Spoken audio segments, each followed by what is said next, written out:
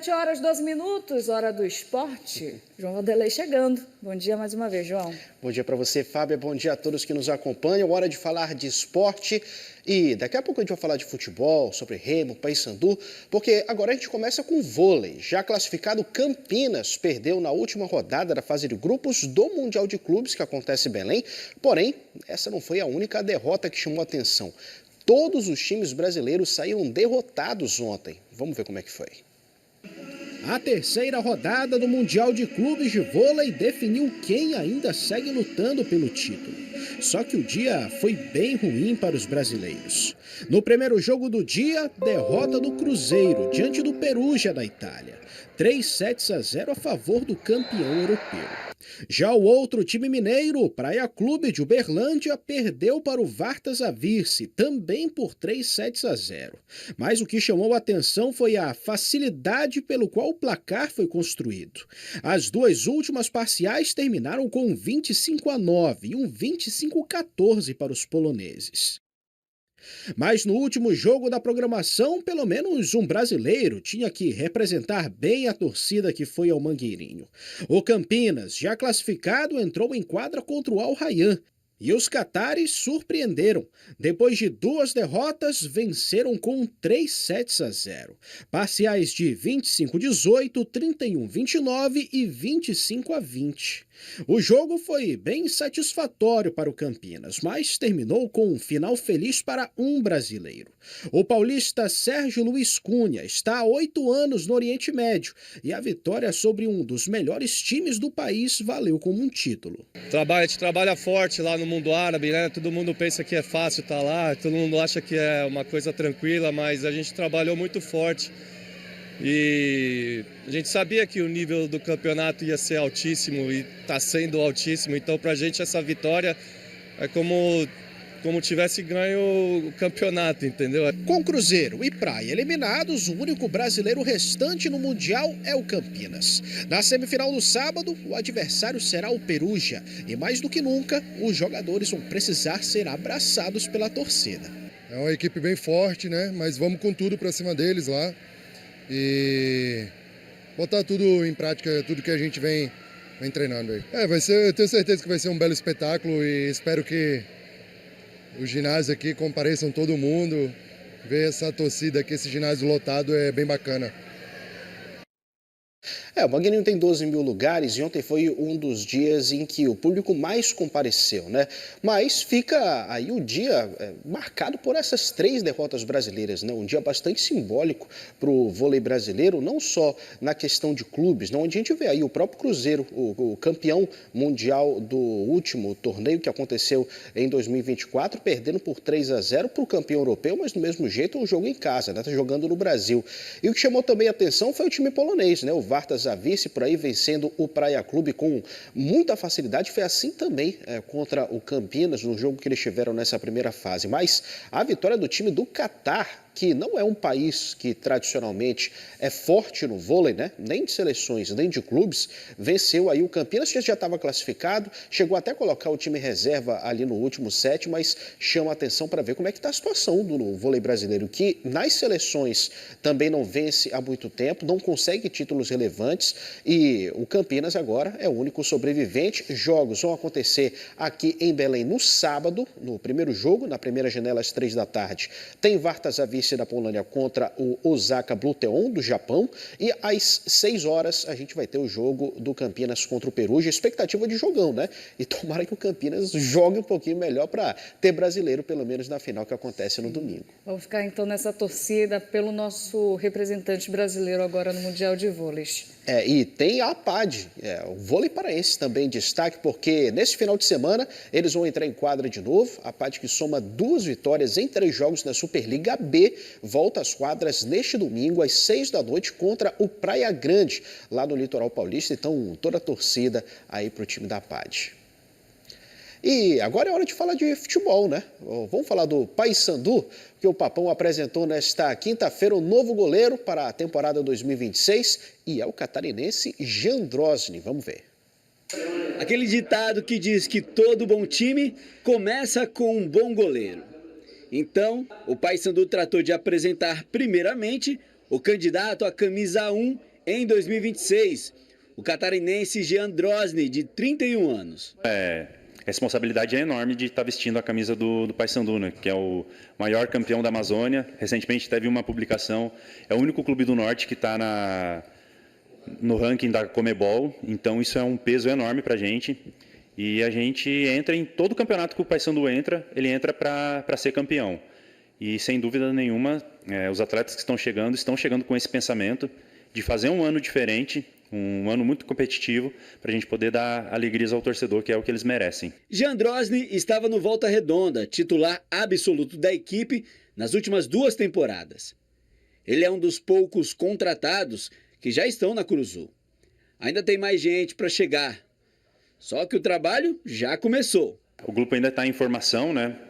Os poucos atletas que chegaram, alguns eu conheço de ter enfrentado, né, nas competições nacionais, outros de nome a gente já conhece, mas a gente está muito feliz pelos atletas que estão vindo. A gente crê que vai ser um grupo muito forte, um grupo muito unido, e a união do grupo tenho certeza que vai fazer total diferença para a gente conquistar todos os objetivos do ano. Com Matheus Nogueira de saída do Paysandu, Jean Drosny chega para disputar a posição com Gabriel Mesquita.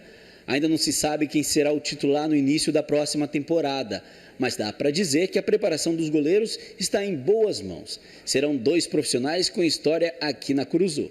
Um é o Ronaldo, ídolo bicolor e que é preparador de goleiros do clube desde 2012.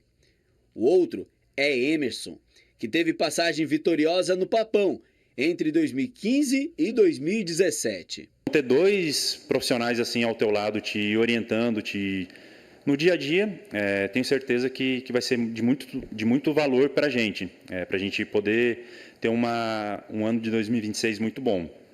E tenho certeza que o dia a dia a gente vai buscar muitas informações com eles têm muita experiência para nos passar, para a gente fazer um grande trabalho aqui no Paysandu. Um novo goleiro para uma nova temporada para o clube, que tenta se reerguer depois do rebaixamento para a Série C. Motivação e otimismo não vão faltar para quem está chegando com a missão de participar dessa reconstrução. Eu sei que a mágoa ainda está forte, porque um rebaixamento nunca é fácil de digerir, né? Mas eu tenho certeza que 2026 vai ser um ano muito melhor. A gente veio com essa missão, estamos muito focados, vamos trabalhar forte para fazer um ano de 2026 muito diferente. Então o recado que eu deixo é que de todo o elenco, que vai ter muita dedicação, muito trabalho duro, forte e principalmente muito respeito à camisa do Paysandu. Portanto, esse é o Jean Drosny, goleiro que tem aí um nível acima, né? Estava na Série B no ano passado, também conhece bastante como é que funciona a 3ª divisão. Bom goleiro, tá? Que chega aí para o Paysandu. Paysandu que viveu toda uma questão, né? Com os seus 2 goleiros nessa temporada. Teve uma parte que jogou o Matheus Nogueira, teve outra parte que jogou o Gabriel Mesquita. No ano anterior também o Diogo Silva alternou a vaga junto com o Matheus Nogueira também. O Matheus que inclusive foi emprestado, não vai ficar no Paysandu para esse ano. E fica a pergunta, né? Que será que o Jean Drosny vai tomar mesmo essa posição? Não vai deixar brecha para outro goleiro, para dar segurança para a segunda do Paysandu? Vamos ver o que vai acontecer, mas é um cara que já demonstrou ter muita qualidade, tanto na segunda quanto na 3ª divisão. Vamos falar de mercado da bola? Roda a vinheta.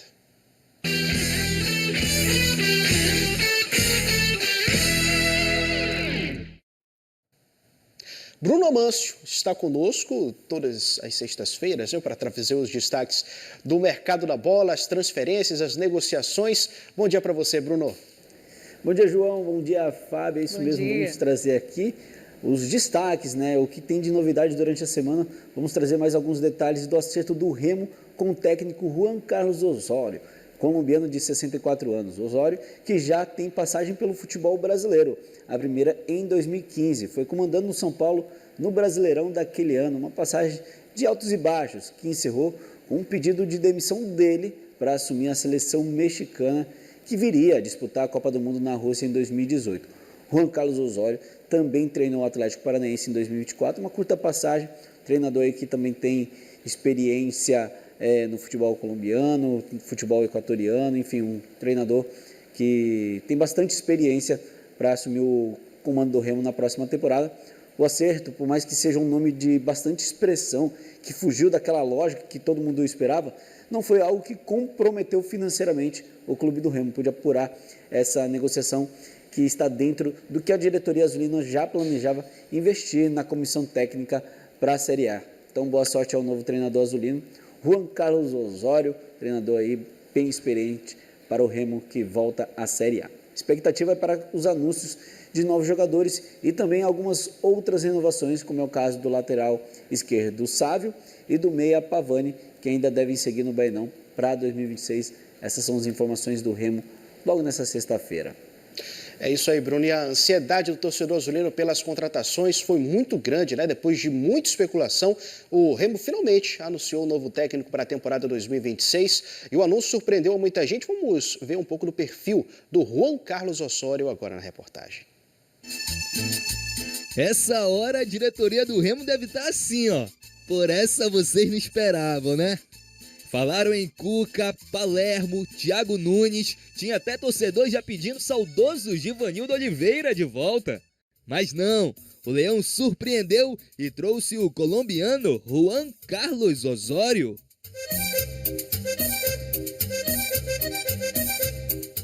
Não sei se você tá lembrado, mas lá em 2015, há 10 anos, ele treinou o São Paulo.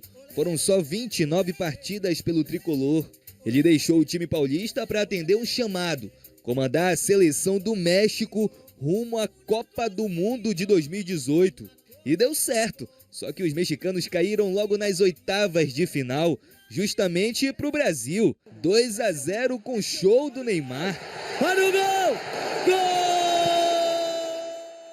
De lá para cá, o treinador passou pelo Atlético Nacional e pelo América Nacional, da Colômbia. Também pelo Zamalek, do Egito, até voltar para o Brasil em 2024. Uma breve passagem pelo Atlético Paranaense. Neste ano de 2025, ele comandou o Tijuana, do México, o último clube dele antes de acertar com o Leão.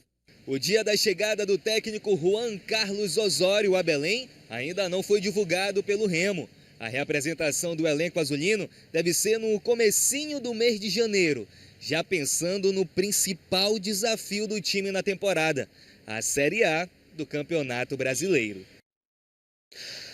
Vamos repercutir um pouco mais sobre o Juan Carlos Osório com o Bruno Romans, que está aqui com a gente. Bruno, o Osório ele tem um perfil um pouco excêntrico para o futebol, né? Ficou marcado um pouco por isso. Os bilhetinhos que ele dá ali para os jogadores na beira do campo para dar as instruções. Tem também as variações táticas, ele não repete. Muitos times costumam girar bastante, não costuma ter jogadores absolutamente titulares. O que dá para dizer de análise dessa contratação do Osório, na tua opinião, Bruno? Foi uma boa para o Remo? Olha, eu vejo que foi uma contratação certeira da diretoria do Remo. O Osório, que é como você falou, excêntrico, né? Um treinador bastante excêntrico. Você falou sobre os recadinhos que ele gosta de deixar. Ele sempre anda com 2 canetas, uma vermelha e outra azul. Ele coloca, inclusive, até nas meias, ali na beira do gramado, fica com elas nas meias. A caneta vermelha é para anotar aquelas informações que são mais importantes, né? E a azul é para anotar qualquer outro tipo de informação que ele não quer esquecer. Isso é uma das curiosidades desse treinador, que, como você falou, né, não costuma repetir escalações. Para o Remo, que vai ter aí várias competições no início da temporada, pode ser uma boa, né, porque vai ter Campeonato Paraense e Campeonato Brasileiro da Série A em conjunto, aí vai entrar depois a Copa Norte, então ele vai ter que mesclar muito o time, talvez acaba sendo um ponto positivo, né, de um treinador que gosta muito de fazer um revezamento nas escalações. Essa foi uma crítica que ele sofreu no Atlético Paranaense, né? Foram 12 partidas, 11 oficiais, um amistoso, e em todas essas partidas ele não repetiu a escalação nenhuma vez. Isso chamou a atenção, algumas pessoas criticaram bastante. No São Paulo, ele teve essa postura também, irritou alguns atletas, outros jogadores gostaram do modo de trabalhar dele. É um treinador, como a gente costuma dizer e falo bastante aqui, bem experiente, um treinador bem visto no futebol sul-americano, surpreendeu a todos porque ninguém imaginava que o Osório, aos 64 anos, voltaria ao Brasil para treinar o clube do Remo, recém-promovido para a Série A. Deixo aqui também, acho que os parabéns, né, para a diretoria do Remo, que fugiu daquela lógica, da mesmice, de trazer aquilo que já era talvez o óbvio e trouxe alguém que possa mexer com esse bastidor do Bainão. Os jogadores com certeza devem estar bem ansiosos para trabalhar com o Osório. Vamos ver o que vai acontecer. Um treinador que é carismático, mas também gosta de uma polêmica, gosta também de provocar, não foge das perguntas. É um treinador que bate de frente, um baixinho arretado aí. Para quem esperava um baixinho lá do Nordeste, o Givanildo Oliveira, que já está aposentado, nós temos aí um baixinho colombiano que, quem sabe, com o seu jeito excêntrico, possa fazer o Remo vitorioso nessa temporada. Verdade. Inclusive, Bruno, ele que, você falou de polêmica, né? Saiu de uma forma meio conturbada do Atlético Paranaense, o último trabalho dele aqui no Brasil, num clássico chegou até a provocar a torcida do Coritiba, né? Que é o principal rival lá no Paraná. Mas, mudando de assunto, vamos esperar, né? Para ver como é que vai sair dessa contratação do Juan Carlos Osório. Vamos falar agora, João, só rapidinho, o Bruno comentou sobre, deu os parabéns, né, pela escolha do técnico. Queria só retomar um assunto que eu estava falando ontem com o Ferreira aqui, durante o esporte, em como o Remo tem a capacidade de manter segredo, né? Eu acho que ele tem já essa estratégia de não anunciar nada e realmente dessa vez mostrou que sabe guardar segredo.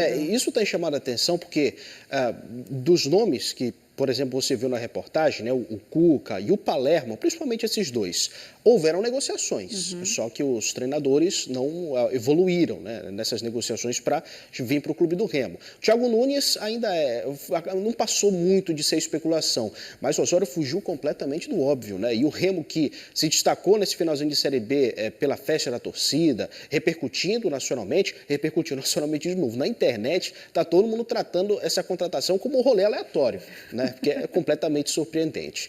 Mas agora vamos falar do Paysandu, porque as últimas notícias do Papão não são nada boas, né? Saídas de alguns jogadores. E primeiro a gente fala do Rossi, que pediu a rescisão contratual através da Justiça em um processo movido contra o clube, onde o atacante pede nada mais nada menos do que 5 milhões de reais, devido a alguns atrasos de pagamentos. Bruno Amâncio, que questão essa do Rossi? O Rossi, inclusive, chegou a dar entrevista recentemente dizendo que toparia jogar a Série C por metade do salário que ele ganha hoje no Paysandu. Que reviravolta, hein? Exatamente, né? Ele, inclusive, teve uma reunião essa semana, né? Diante dessa entrevista que ele tinha dado para o Portal Cultura, dizendo que diminuiria o salário para ficar no Paysandu na Série C, né? Disputar a Série C. E aí o Paysandu marcou uma reunião para essa semana com o Rossi. Havia essa expectativa de ter um desfecho, até mesmo, vamos dizer assim, positivo, para que ele pudesse continuar no Paysandu, mas essa reunião não saiu como esperado, né? Tanto é que, diante disso, uma semana depois, pouco mais de uma semana depois, um jogador que dizia que baixaria até o salário, hoje coloca o clube na justiça pedindo esses 5 milhões de reais, uma rescisão direta, na verdade, aquela rescisão que a gente diz unilateral, quando a decisão é só de uma parte. Essa decisão deve sair talvez hoje, ou enfim, nos próximos dias. Rossi que não segue no Paysandu para a próxima temporada, mas enfim, vamos ver como que o Paysandu vai reagir em relação a isso, porque já tinha a situação do Leandro Vilela, que também essa semana pediu rescisão, foi para o Náutico, pediu 4 milhões de reais, o Paysandu que em processos aí já soma mais de 12 milhões de pedidos nos processos, por falta de pagamento e tudo mais. O Paysandu vai ter trabalho no jurídico nessa temporada. Quem também está de saída é o atacante Marlon, só que esse aí trata a rescisão de forma amigável, junto à diretoria bicolor. Marlon que estava, né, na sua segunda passagem pelo Papão, voltou para essa temporada de 2025, foi titular boa parte do ano, sempre admitiu ter uma identificação forte com o clube, mas houve um desgaste também junto à torcida que o criticava bastante, o que talvez tenha levado as partes a encerrarem esse vínculo. O Maia tinha dado essa entrevista ontem mesmo, dizendo que mantém contato com o staff do jogador, com o atleta, para rescindir esse contrato de forma amigável, o Marlon poder seguir a sua carreira. Bom, sobre as chegadas no Papão, o último anunciado foi o volante Castro, que teve uma passagem de destaque em 2023, sendo campeão paraense pelo Águia de Marabá. Logo depois foi bem na Ponte Preta. Castro também jogou no The Strongest, né, e disputou a reta final da Série B pelo Atlético Goianiense. Curiosamente, o Paysandu anunciou Castro como zagueiro, apesar dele ser volante de origem. Só que o jogador já fez essa função de zagueiro na Ponte Preta, é uma posição que ele também domina bem. Então vamos ver, vamos esperar para ver como o técnico Júnior Rocha vai utilizar o Castro na temporada de 2026. Acredito eu, João, passo a bola para você, que o Castro foi anunciado como zagueiro porque o Paysandu não tem zagueiro, né? Talvez aí a gente pode dizer que tem os zagueiros que saíram da base, como é o caso do Luca, que está renovando por mais uma temporada, o Yarley, tem o Libonati, o Cão Libonati também das categorias de base, ou seja, de atletas que são profissionais já há algum tempo, de jogadores que já estão no futebol. O Castro chega com essa função determinada como zagueiro, mas a gente sabe que ele pode atuar como volante, ele é o primeiro volante. O que tu acha disso, João? Teve gente que até falou que o Castro chegou com pelo menos 3 anos de atraso, né? Porque ele já era para ter vindo direto do Águia para o Paysandu, quando ele foi campeão paraense, há algumas temporadas atrás, né? Pelo time lá de Marabá.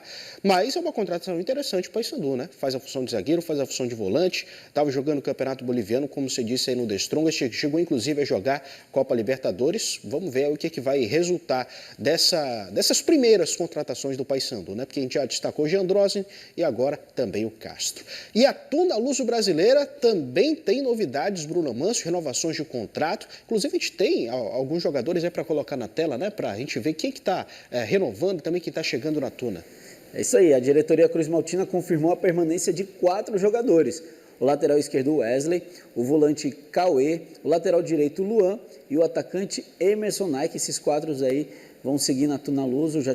Outros atletas já tinham renovado, enfim, vários outros jogadores já tinham sido anunciados, mas no dia de ontem a Tuna resolveu anunciar esse quarteto aí que vai seguir na Águia Guerreira para 2026.